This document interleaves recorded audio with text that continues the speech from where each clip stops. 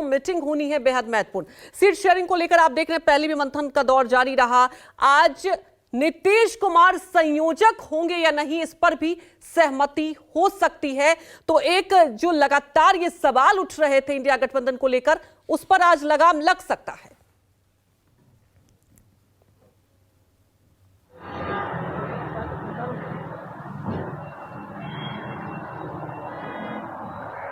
आज की जो जी अमिताभ, वर्चुअल होनी थी वो तब हुई थी जब नीतीश कुमार की नाराजगी की बात सामने आई थी और उसके बाद लालू प्रसाद की तरफ से कहा गया था कि वर्चुअल बैठक होगी।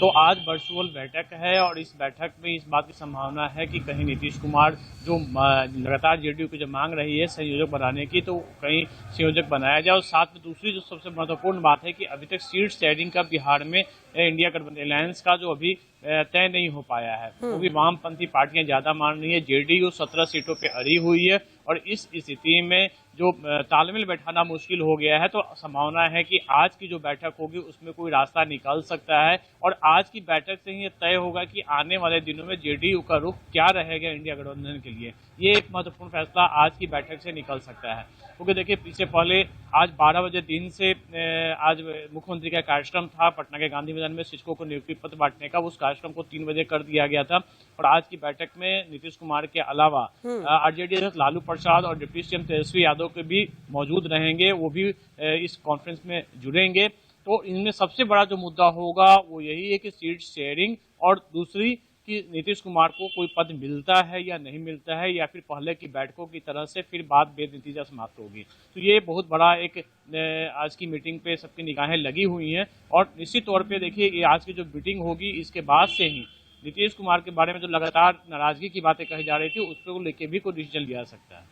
बिल्कुल अमिताभ, बड़ी बात यही है क्योंकि इंडिया गठबंधन की बात की जाए, अहम भूमिका निभाई है नीतीश कुमार ने और बिल्कुल अहम बात कि कई बैठकें हो चुकी है। आज की बैठक में क्या फैसला होगा ये देखने वाली बात है। वहीं हमारे साथ अशोक तिवारी भी जुड़े हुए हैं। अशोक, उत्तर प्रदेश की बात करें, ये सबको पता है कि केंद्र का रास्ता वहां से जाता है।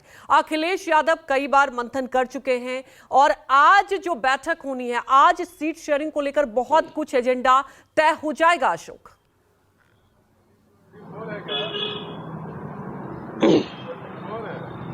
देखिए दरअसल आज सीट बंटवारे को लेकर क्या कुछ तय हो पाएगा ये तो भी बैठक की उस पर निर्भर करेगा कि कितनी देर तक वो बैठक चलती है, क्योंकि कल भी जो बैठक होने वाली थी जो फिलहाल निरस्त कर दी गई थी और उसके पहले भी कई बार राउंड बैठक हो चुकी है। खासतौर पर जो बात आपने उत्तर प्रदेश को लेकर की, दरअसल उत्तर प्रदेश में समाजवादी पार्टी ये चाहती है कि सीट बंटवारे में जो मेजर शेयर है वो समाजवादी पार्टी के हिस्से में आए और कांग्रेस पार्टी भी यही चाहती है कि ज्यादा से ज्यादा सीटों पर कांग्रेस की दावेदारी इस बार लोकसभा चुनाव में हो।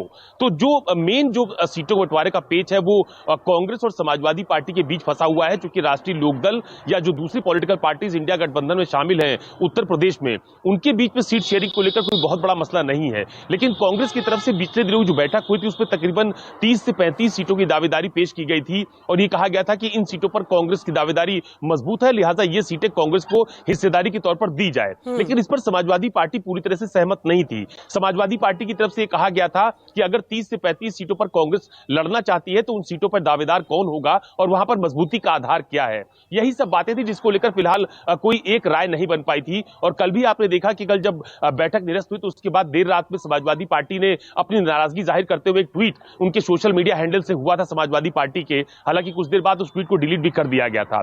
तो इतना जरूर है कि सीटों के तालमेल को लेकर पहले बैठकें हुई हैं, आज भी बैठक होने जा रही है। दोनों ही पॉलिटिकल पार्टीज ये चाहती हैं कि गठबंधन को लेकर सीट शेयरिंग के लिहाज से कोई बीच का रास्ता निकाला जाए। लेकिन जो बात मैंने आपको थोड़ी देर पहले कही कि समाजवादी पार्टी भी यही चाहती है कि मेजर शेयर उसके हिस्से में आए और कांग्रेस पार्टी भी यही चाहती है कि ज्यादा से ज्यादा सीटों पर वो चुनाव लड़ पाए। तो इसी लिहाज से फिलहाल बैठक हो रही है और मुझे लगता है कि आज बैठक में सीट बंटवारे पर शायद कोई एक मत या एक राय सामने आए, जिसकी अभी संभावना बहुत कम जताई जा रही है। बिल्कुल, क्योंकि कई बार देखा गया बैठकों का दौर जारी है और अखिलेश यादव की नाराजगी भी हम सब ने देखा।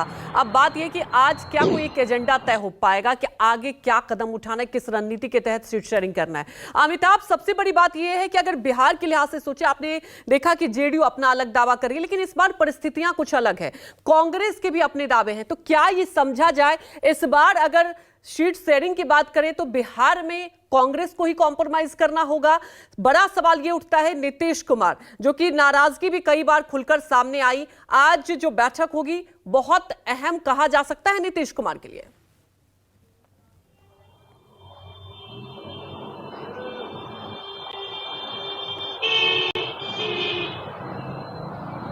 जी अमिताभ। यार वो कह भी रहे थे कि उनका मकसद है कि बीजेपी के खिलाफ तमाम विपक्षी पार्टियों को एकजुट करना, और पटना में इसी को लेके ये बैठक भी उन्होंने सबसे पहला बैठक पटना में हुई थी। लेकिन उसके बाद से कि अगर हम बैठकों को देखें तो नीतीश कुमार को कुछ नहीं मिला। एक तरह से कहे तो वो किनारे कर दिए गए, और दिल्ली के बैठक के बाद वो नाराज भी हुए थे। और इस बात को लेकर जब उन्होंने चुप्पी तोड़ी थी तो ये बात उनके जो बात के जो नेता हैं वो लगातार कह भी रहे थे कि उन्हें संयोजक बनाना चाहिए था। और साथ में दूसरी बात कि सीटों के तालमेल को लेके जेडीयू ने साफ कर दिया है कि वो 17 सीटों 16 उनके सिटिंग एमपी हैं और एक सीट पे वो दूसरे नंबर पे थी, तो 17 सीट का इनका दावा बनता है। और उन्होंने कांग्रेस को 2-2 कह दिया था कि उन्हें जो सीट शेयरिंग पे बात करनी है तो आरजेडी से बात करें। और दूसरी तरफ हम आरजेडी की बात करें तो आरजेडी के पास जहां कांग्रेस ने 10 सीटों की मांग की है, वहीं सीपीआई-एम की तरफ से भाकपा माले की तरफ से 5 सीट और जो सीपीआई की तरफ से 3 सीट और माकपा की तरफ से 2 सीट कहा गया, यानी कि टोटल 54 सीट का दावा कहा जा रहा है। हाँ। और आरजेडी की तरफ से कहा जा रहा है कि 16 कम से कम अगर 50-50 भी करते हैं तो 16-17 सीट पे वो लड़ेंगे, तो 54 सीट का आंकड़ा हो जाता है। अब ऐसे में कांग्रेस को 4 सीट देने की बात हो रही है कि कांग्रेस को 4 सीट करेंगे। हालांकि अभी सिटिंग एमपी कांग्रेस के एक है जो किशनगंज से जीत के आए थे पिछली बार, और आरजेडी का खाता नहीं खुला था। तो कांग्रेस भी अपना दावा मजबूत कर रही है, और दूसरी तरफ बिल्कुल।